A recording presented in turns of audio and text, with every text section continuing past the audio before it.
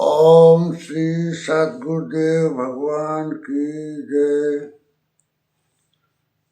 प्रश्न है कि क्या भगवान श्रद्धा से सब कुछ स्वीकारते हैं? उत्तर, भगवान को संसारी किसी भी वस्तु की जरूरत नहीं है। भगवान को श्रद्धा अर्थात प्रेम चाहिए। भगवान प्रेम से प्रसन्न होते हैं। प्रेम को भगवान से जोड़ने के लिए हमें नियम जरूरी है। इसलिए ये जरूरी है कि हम जो भी करते हैं, भजन, खाना पीना, उठना बैठना, जाना आना, सोना जागना आदि सब अपने इष्ट का स्वरूप पकड़कर उन्हें समर्पित करेंगे तो वह सबको स्वीकार करते हैं। यह अभ्यास जितना बढ़ेगा उतना ही भगवान में हमारा प्रेम बढ़ता जाएगा तथा हमें भजन मिल जाएगा और एक दिन भगवान को प्राप्त कर लेंगे। इसी पर गीता 9/26 में श्री कृष्ण कहते हैं, पत्रम पुष्पम फलम तोयम यो मे भक्त्या पृच्छति तदहम भक्त्युपहृतम अस्नामि प्रियात्मने। गीता 9/26।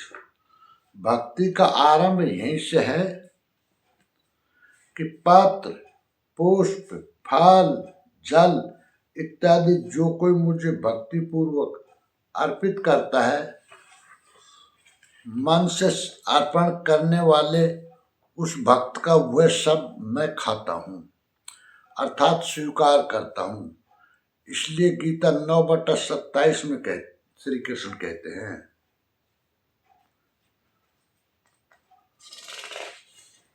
यत् करोषि यदश्नासि यज्जुहोषि ददासि यत् तपस्येषि कौन्तेय यत् कुरुष्व मदर्पणम। गीता 9/27। अर्जुन, तू जो कर्म यथार्थ कर्म करता है, जो खाता है, जो हवन करता है, समर्पण करता है, दान देता है, मन सहित इंद्रियों को जो मेरे अनुरूप तपाता है, वह सब मुझे अर्पण कर अर्थात मेरे प्रति समर्पित होकर ये सब कर। समर्पण करने से योगक्षेम की जिम्मेदारी मैं ले लूंगा। गीता 9/28 में श्री कृष्ण कहते हैं, शुभाशुभ फलेरेवं मोक्ष से कर्म बंध नहीं संन्यास योग युक्तात्मा विमुक्तो मामुपैष्यसि। गीता 9/28। इस प्रकार सर्वस्व के संन्यास योग से युक्त हुआ तो शुभाशुभ फलदाता कर्मों के बंधन से मुक्त होकर मुझे प्राप्त होगा।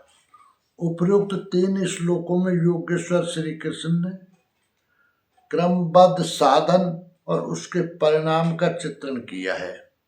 पहले पात्र पुष्प फल जल का पूर्ण श्रद्धा से अर्पण, दूसरे समर्पित होकर कर्म का आचरण और तीसरे पूर्ण समर्पण के साथ सर्वस्व का त्याग। इनके द्वारा कर्म बंधन से विमुक्त अर्थात विशेष रूप से मुक्त हो जाएगा। मुक्ति से मिलेगा क्या? तो बताया मुझे प्राप्त होगा। यह मुक्ति और प्राप्ति एक दूसरे के पूरक हैं। आपकी प्राप्ति ही मुक्ति है, तो इससे लाभ इस पर गीता 9/29 में श्री कृष्ण कहते हैं, समोहम सर्वभूतेषु न मे दोषी अस्ति न प्रिये ये भजन्ति तु मां भक्ता मयि ते तेषु चाप्यहम्। गीता 9/29। मैं सब भूतों में सम हूँ। सृष्टि में न मेरा कोई प्रिय है और न अप्रिय है, किंतु जो अनन्य भक्त है वह मुझ में है और मैं उसमें हूँ। यही मेरा एकमात्र रिश्ता है। मैं उसमें परिपूर्ण हो जाता हूँ। मुझ में और उसमें कोई अंतर नहीं रह जाता।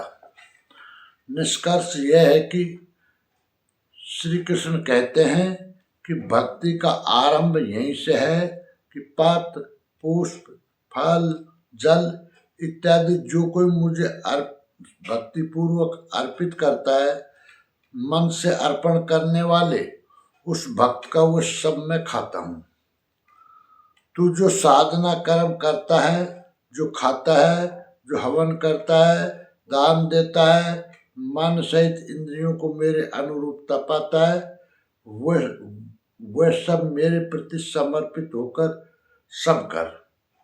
समर्पण से योग क्षेम की जिम्मेदारी मैं ले लूंगा। इस प्रकार सर्वस्व के न्यास योग से युक्त हुआ तो शुभाशुभ फलदाता कर्म फलों के बंधन से मुक्त होकर मुझे प्राप्त होगा। मैं सब भूतों में सम हूँ। सृष्टि में न मेरा कोई प्रिय है और न अप्रिय है,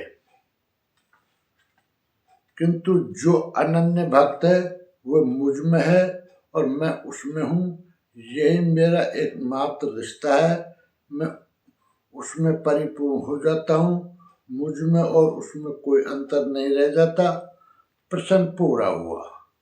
संपूर्ण जानकारी के लिए देखें परम पूज्य योगेश्वर स्वामी श्री अर्गड़ानंद जी महाराज की व्याख्या यथार्थ गीता। ओम श्री सद्गुरुदेव भगवान की जय।